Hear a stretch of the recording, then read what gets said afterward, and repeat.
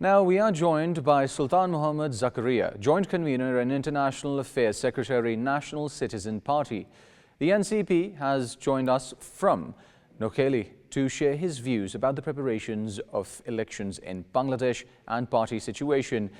Thank you, Sultan Mohammad Zakaria, for joining us here at Pakistan TV. And Bangladesh is coming around a turn which is of significant importance. Let's start off this conversation by delving into the amount of gravity that is being experienced right now inside of Bangladesh regarding these elections. I appreciate for inviting me to your show. Thank you. Right. Now, talking about the gravity of these elections, the importance of these elections that are coming up, how does Bangladesh plan on managing the people, the properties, the places that are going to be involved in this process, knowing that Bangladesh has been facing security concerns? Thank you. Usually, the elections are held in quite a festive mood, and we expect that these elections will also be happening in the same circumstances. Having said that, we all know that this election is extraordinary in some context because Bangladesh is having its first credible elections in 17 years. So the scars of authoritarianism, the institutional trust deficit, still lingering the administratives and the legal setup of the legal regime of the elections. And I think the Yunus administration is trying its best to build trust on the institutions, improve the law and order situation. But as I mentioned, because the scars of the authoritarianism runs deep inside the society and politics, it will be a test for the Yunus administration how to conduct a free, fair election in a peaceful manner. So while we anticipate some kinds of turbulence, some kinds of violence in the elections, but I hope that the administration can manage it more effectively, and we as a member of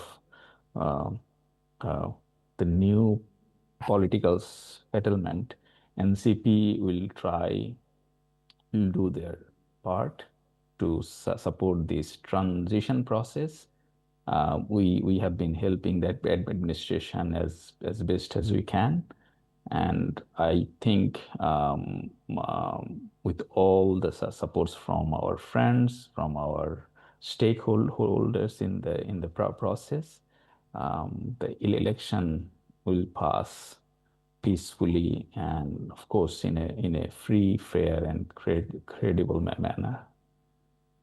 Right. At this stage, these elections are definitely very, very important because Bangladeshis are looking at these elections at their chance at free and fair trials. Now, when we talk about the freedom at this very stage, what are some of the biggest threats that these elections face if we take into account transparency? Because there is a lot of external meddling going on inside of Bangladesh right now.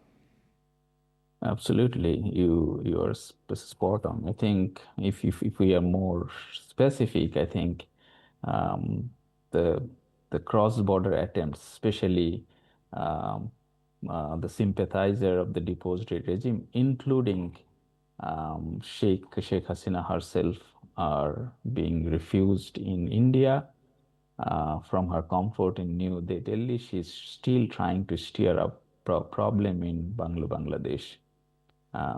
And Bangladeshi administration has raised these issues multiple times with the Indian counterparts that she is causing trouble. She is asking her follower to create problems. I mean, she's actively and openly threatening the leaders of the revolution. So yes, Bangladesh will have to face this. This is a significant hurdle, and I hope with the help of our friends within and outside of Bangladesh, we'll be able to wither away these threats. And of course, we have to do this if we really uh, uh, create a congenial atmosphere for a peaceful transition and build a country that respects the sovereignty and mutual respects among all of its neighbors. But Bangladesh does never seek hostility with its neighbors, but unfortunately, it has been a victim of hostile actions from some of the neighboring countries. Right. Now, from your position, which areas and which constituencies do you expect the biggest voter turnout from? I hope that the urban centers will see biggest turnouts. But as I mentioned again, that the elections usually bring festive mood in Bangladesh, be it urban centers, be it rural areas.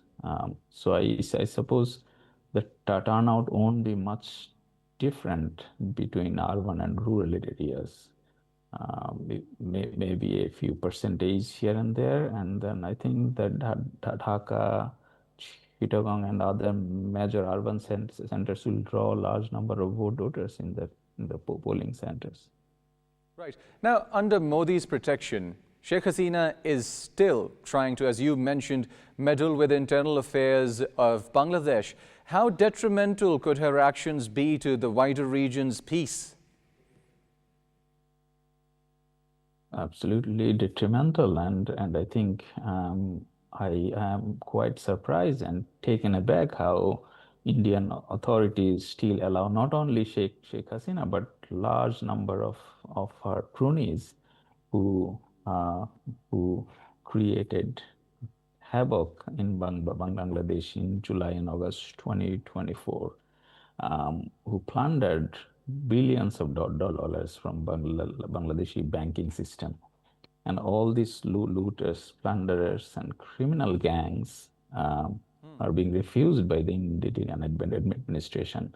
And this has created a lot of issues between the Bangladeshi administration and the Indian counterparts. And I think it is not conducive for the regional peace and harmony, because Bangladesh neither seeks trouble nor seeks any hostility with any of its neighbor. But in the face of incessant, constant hostility from Indian counterparts, Bangladesh, I think, is trying to reciprocate some of the actions taken by the Indian administration, and which Bangladeshi authorities deem hostile.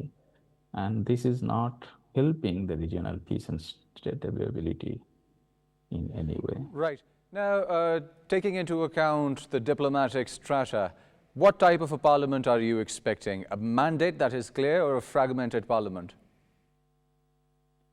Well, if you ask me to be frank, I think um, we hope that it will be a clear verdict, but I will not be so surprised if the result or the outcome is fragmented and we have hung parliament. Both outcome is quite possible at this moment. Right. Thank you for joining us here at Pakistan TV, Sultan Mohammad Zakaria, and giving us insights into the upcoming election.